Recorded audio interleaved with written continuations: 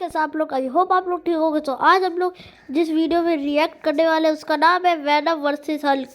तो इसमें हमको दिखाया जा रहा है कि वेनम वर्सेस हल्क में कौन जीतेगा। तो वीडियो स्टार्ट करते हैं।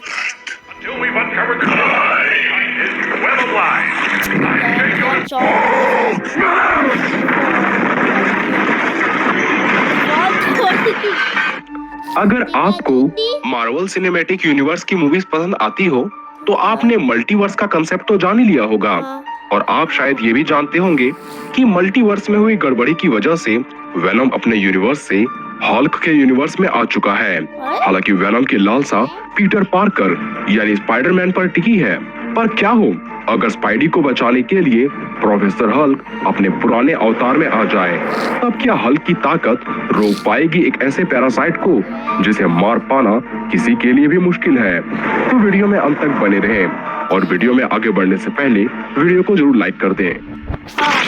जिसने भी अब मेरी वीडियो को लाइक नहीं करा जल्दी से लाइक करो, सब्सक्राइब करो।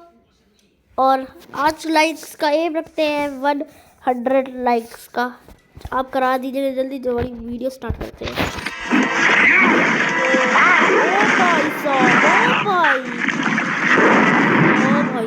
सबसे पहले बात करें हल्क की, तो इसे MCU का सबसे स्ट्रॉन्गेस्ट कैरेक्टर यूं ही नहीं बताया जाता, क्योंकि इस पागल मॉन्स्टर से खुद थॉर भी डरता है। और इससे डरने की वजह बस ताकत ही नहीं बल्कि इसका गुस्सा तथा पागलपन इसे अलग ही दुनिया में पहुंचा देती है। यही वजह है कि जब ये गुस्सा होता है तब चीजें बर्बाद होती रहती है। खैर, इसके स्ट्रेंथ की बात करें तो अब तक हम मूवी में देख चुके हैं कि इसने बड़े आसानी से मिलिट्री वाहनों को कचूमर बनाया है, मिलिट्री टैंक को उठाकर फेंक चुका है, यहाँ तक कि विशालकाय फेरारी भेड़िए को उठाकर पटक दिया था। और डर नाम की चीज क्या होती है इसे तो पता ही नहीं, इसलिए पहाड़ सा विशाल सर्टर पर कूदने में इसने जरा भी संकोच नहीं करी और उसे घूंसे मारना शुरू कर दिया। और ये पागल इसलिए है क्योंकि सर्टर को ये मारना बस इसलिए चाहता था क्योंकि सर्टर बड़ा तथा स्ट्रॉन्ग था, जिस वजह से हल्क खुद के ताकत के लिमिट को भूलकर अपनी पोटेंशियल जानना चाहता था। शक्तिशाली थॉर इसके पागलपन से ज्यादा वाकिफ है, क्योंकि बेवजह थॉर हल्क के घूंसे खाकर कई फीट दूर जा गिरा है। और रैग्नारोक मूवी में हुई थॉर तथा हल्क के बीच बैटल में तो हल्क थॉर को इतनी बेरहमी से मार रहा था कि थॉर को खुद को जिंदा रखने के लिए अपने अवेकनिंग स्टेट में आना पड़ गया था। हल्क की पंच में तो इतनी दम है कि इसके एक ही प्रहार से विशालकाय लेवाइथन भी नीचे आ गिरा था।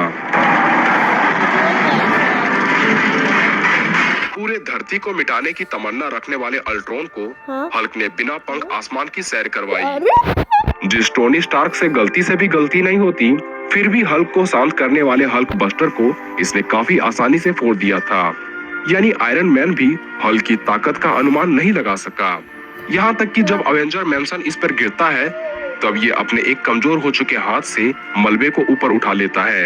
यानी हल्क कितना स्ट्रॉन्ग है ये आप जान चुके हैं, पर इसका मतलब ये नहीं कि वेनम कमजोर है, क्योंकि हमें कई ऐसे सबूत मिले हैं जो बताती है कि वेनम शक्तिशाली तो है पर हल्क की तरह पागल नहीं।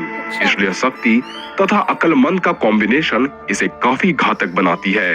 हम भाई ये झूठ बोल रहा है, क्योंकि ये कौन से साल की वीडियो है?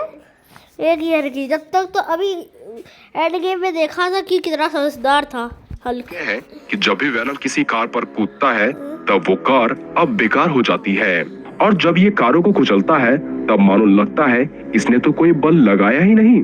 स्किल्ड स्वॉर्ड दल की टुकड़ी भी इसका कुछ बिगाड़ नहीं पा रहे थे। और वैसे तो वेनम ने अभी तक हल्क जैसे दानवों का सामना नहीं किया है, पर निश्चित तौर पर यह हल्क जितना शक्तिशाली तो बिल्कुल भी नहीं है, क्योंकि जब वेनम का सामना कार्नेज से होता है तो वेनम उससे लड़ना नहीं चाहता, क्योंकि वेनम को कार्नेज से डर लग रहा था।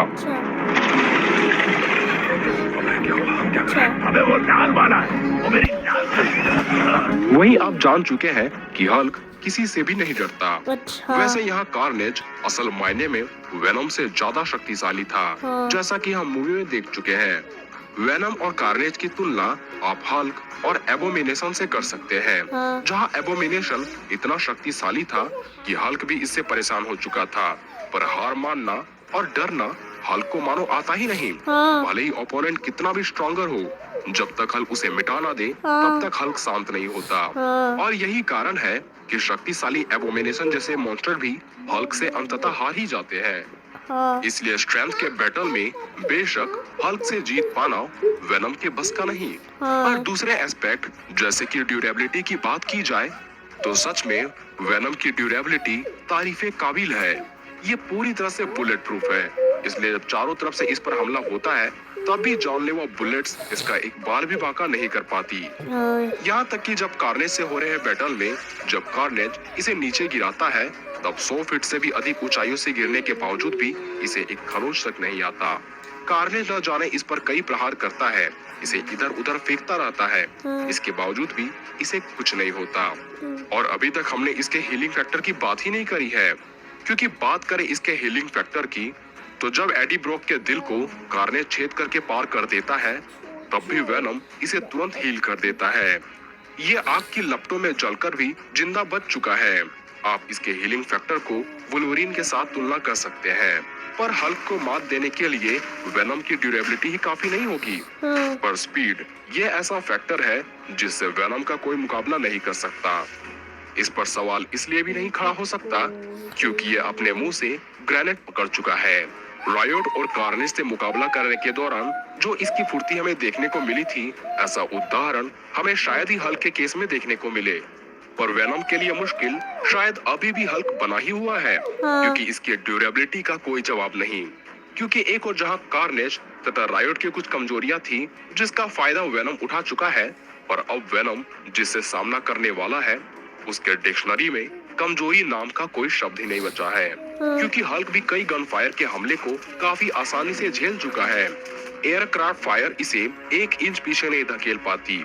यहाँ तक ये छोटे मोटे हमलों से और भी गुस्सा होता जाता है, और ये जितना गुस्सा होता है ये उतना ही ताकतवर बनता जाता है। इसलिए इसे चोट पहुंचाने की कोशिश भी करना अर्थात इसे और ताकतवर बनाने के बराबर है। और छोटे मोटे बुलेट से क्यों इस पर बमों की वर्षा भी हो जाए तब भी बम व्यर्थ हो जाते हैं। और एबोमिनेशन की मार सर्टर द्वारा कई 100 फीट नीचे फेंका जाना, वेनरिल द्वारा काटे जाना, थोर के हथौड़े से कई बार मार खाना, अवेकनिंग थोर द्वारा लाइटनिंग पंच खाना, हल्क बस्टर से कई लगातार घूंसे झेलना, और थैनोस द्वारा बुरी तरीके से कूटे जाने के बावजूद भी ये नहीं मरता। इन्फिनिटी गॉन्टलेट की एक्सेसिव गामा रेडिएशन भी इसके एक हाथ को नुकसान पहुंचाने के अलावा इसका कुछ नहीं बिगाड़ पाती।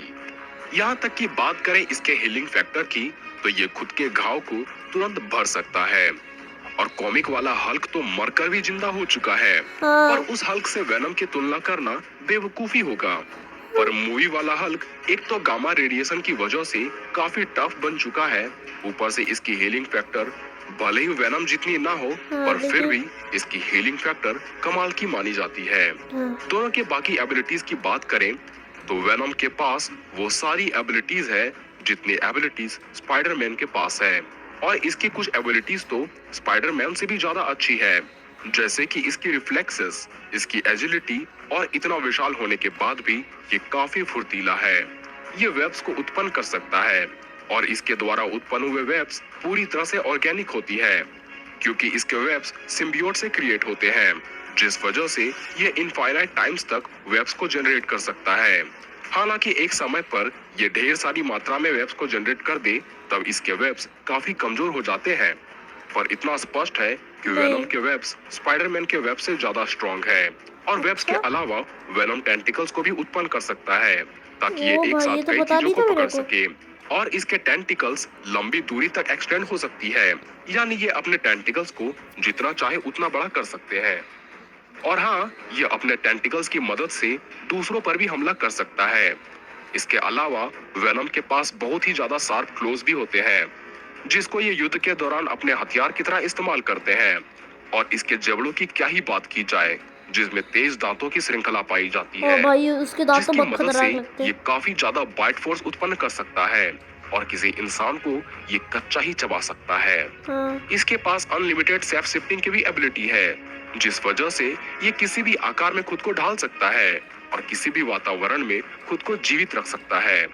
वेनम के पास भी स्पाइडरमैन की तरह स्पाइडी सेंस है, जिसके कारण वेनम भी बड़ी आसानी से अपने ऊपर होने वाले किसी भी अटैक को डॉज कर सकता है।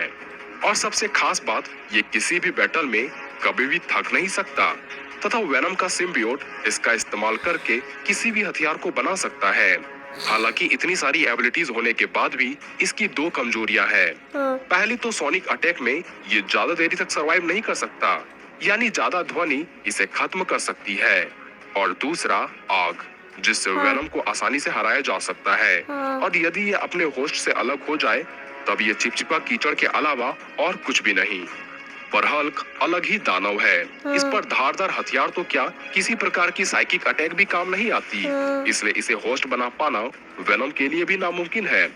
इसलिए पूरे कंक्लूजन पर आया जाए तो हल्क ज्यादा पावरफुल, स्ट्रॉन्ग तथा ड्यूरेबल है। और ये जितना ज्यादा गुस्सा होता जाता है, इसकी ताकत भी बढ़ती जाती है।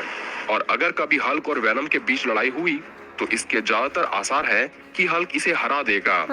यहाँ तक कि हल्क अपने हाथों से सोनिक बूम भी उत्पन्न कर सकता है। वो तो इसलिए मैंने हल्क की देखा। सबसे बड़ी ताकत वेनम की सबसे बड़ी कमजोरी होगी। खैर, इस पर आप अपनी राय में लिख सकते हैं। तो आज के लिए इतना ही। आई होप आप लोग ठीक लगा होगा। लाइक करना, चैनल को सब्सक्राइब करना। और कैसी लगी वीडियो इनकी? मैं तो ऐसे ही देख रहा था, लेकिन देखा कि हल्क जीत गया इसमें। तो अगर वीडियो आएगी भी तो मैं उस पर रिएक्ट करूँगा। अब मैं हॉरर वीडियो में भी रिएक्ट करूँगा। तो थैंक्स फॉर वॉचिंग, बाय।